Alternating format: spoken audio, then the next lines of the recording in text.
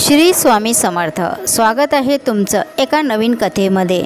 आजची कथा आहे दोन मित्राची, जी जिवलग मित्र होते, पण पैसा असा आहे ना की चांगल्याची नियत खराब होते। कशीही परिस्थिती असली तरीही चांगलीच कर्म करावीत, कारण प्रारब्धाची इमारत ही वर्तमानातील कर्मावर आधारलेली असते। नमस्कार स्वामी भक्तांनो, ही कथा संपूर्ण ऐका। आपल्याला प्रत्येक कथेतून चांगला अनुभव, चांगलं शिकायला मिळतं। तर स्वामी भक्तांनो, तुम्ही आपल्या चॅनलवर नवीन असाल तर चॅनलला सबस्क्राईब करा, लाईक करा आणि शेअर करा व श्री स्वामी समर्थ लिहायला मात्र विसरू नका। जिवबा आणि महादबा नावाचे दोन तरुण मित्र होते। गावात त्यांना कोणताही कामधंदा मिळत नव्हता, म्हणून दोघांनी असा विचार केला की आपण शहरात जाऊन कष्ट करून खूप पैसे मिळवायचे, त्याशिवाय लग्न करायचे नाही, असे त्यांनी ठरवले। ठरल्याप्रमाणे जिवबा आणि महादबा शिदोरी घेऊन भल्या पहाटे शहराकडे जायला निघाले। शहरात गेल्यावर काही दिवस त्यांनी घरगडी म्हणून काम केले। हळूहळू साठलेल्या पैशातून छोटासा व्यवसाय सुरू केला। सुदैवाने त्याचा व्यवसाय भरभराटीस आला, हातात पैसे खेळू लागला। बरेच सोने नाण्यांची खरेदी केली। आता त्यांच्याकडे भरपूर पैसा जमा झाला होता।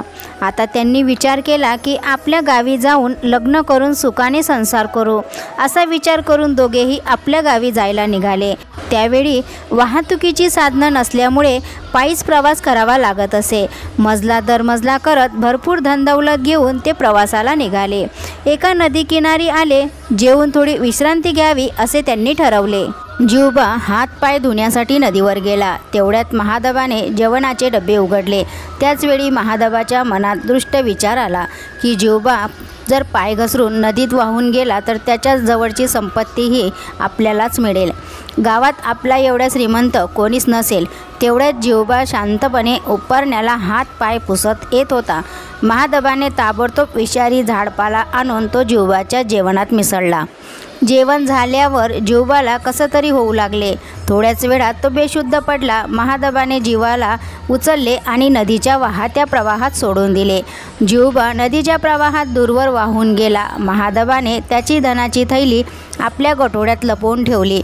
पुढे तो निघून गेला। गावात पोहोचताच जोरजोराने हंबरटा फोडून रडू लागला। आपला मित्र जिवबा पाय घसरून नदीत पडला आणि वाहून गेला असे रडून सांगू लागला। मला पण मरायचं आहे, मित्राशिवाय मी एकटा कसे काय जगू, असे तो खोटे बोलून रडू लागला। त्याचे रडण्याचे नाटक इतके बेमालूक होते की कोणालाही त्याच्यावर संशय आला नाही। सर्व काही शांत झाल्यावर महादबाने मोठे घर बांधले, लग्न केले। गडी माणसे दारात राबू लागले। पुढे तो सावकारी करू लागला। वर्ष लोटले। महादबाच्या घरी सुंदर बाळ जन्माला आले। एवढ्या मोठ्या संपत्तीचा वारस म्हणून बाळाचे गोड कौतुक होऊ लागले। बाळ 6 महिन्याचे झाल्यानंतर एकाएकी आजारी पडले। डॉक्टर, वैद्य, हाकीम यांच्यावर इलाज करू लागले, पण बाळाचा आजार काही बरा होईना। महागडे उपचार देखील करून झाले, त्यांची प्रकृती सुधारेना। कमावलेला सारा पैसा बाळाच्या आजारपणात खर्च झाला, पण आजार बरा होण्याचे चिन्ह काही दिसेना। एका गावात फार मोठे सिद्धपुरुष आले। ते त्रिकाळ ज्ञानी होते। त्यांच्या आशीर्वादाने बाळाला बरं वाटेल म्हणून महादबा बाळाला घेऊन त्याच्या दर्शनाला गेला।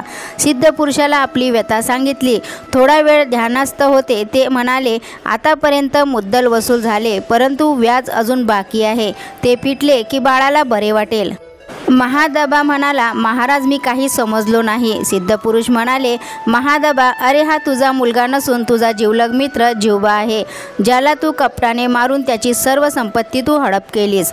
ती व्याजासह वसूल करायला तो आला आहे। प्रारब्धाचे भोग आहेत। मनुष्य आज जे कर्म करेल ते संचित कर्म म्हणून पुढे प्रारब्ध रूपाने आपल्या समोर येईल। यालाच कर्माचे फळ म्हणतात। चांगल्या कर्माचे चांगले तर वाईट कर्माचे वाईट फळ भोगावेच लागते। म्हणून कशीही परिस्थिती असली तरी चांगलेच कर्म करावेत, कारण प्रारब्धाची इमारत ही वर्तमानातील कर्मावर आधारलेली असते। तर स्वामी भक्तांनो, आशा करते की ही कथा तुम्हाला आवडली असेल। आवडल्यास आपल्या चॅनलला सबस्क्राईब करा, लाईक करा व शेअर करा। भेटूया अशाच नवीन कथेसोबत। श्री स्वामी समर्थ। जय जय स्वामी समर्थ। स्वामी तुमच्या सर्व इच्छा स्वप्न पूर्ण करो, ही स्वामीचरणी प्रार्थना।